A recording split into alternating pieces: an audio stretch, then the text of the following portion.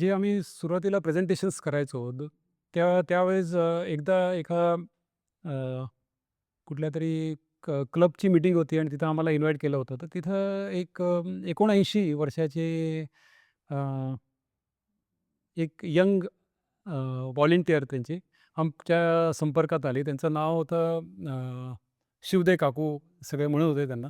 आणि ते आय डोनेशनसाठी भरपूर काम करत होते. त्यांना आम्ही तिकडे जेव्हा प्रेझेंटेशन द्यायला गेलो आणि त्यांना कळलं की आय डोनेशन तर करतातच आहे, पण ऑर्गन डोनेशन अवयवदानाबद्दल सुद्धा लोकांमध्ये प्रचार आणि प्रचार होऊ शकतो आणि अशी एक ऑर्गनायझेशन आहे. ते इमिडिएटली दुसऱ्या दिवशी आम्हाला येऊन भेटले आणि त्यांनी त्यांचं कामसुद्धा चालू केलं. आमचं एक प्रेझेंटेशन मॉडेल आहे. ते प्रेझेंटेशन मॉडेल त्यांनी शिकून घेतलं.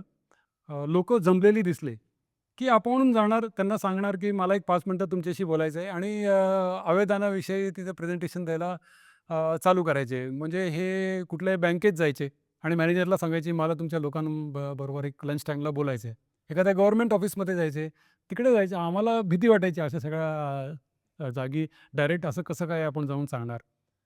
पण शिवते काकू मात्र जायच्या. पण काही आजार जरी असले त्यांना थोडीसुद्धा जर उठायची ताकद मिळाली तरी ते रिबरच्या मीटिंगसाठी किंवा प्रचारासाठी जायचे. एकदा मला म्हणाले, की "मला माहिती नाही मी का जगते. बहुतेक अवयदानाच्या प्रचारासाठीच मी जगते."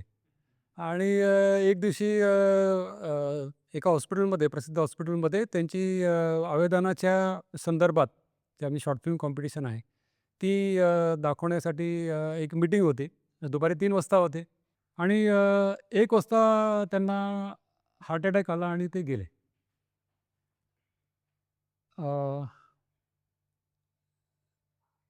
तर त्यांचं तिथं आय डोनेशन झालं, डोळ्याचं दान झालं आणि नंतर बॉडी डोनेशन झालं.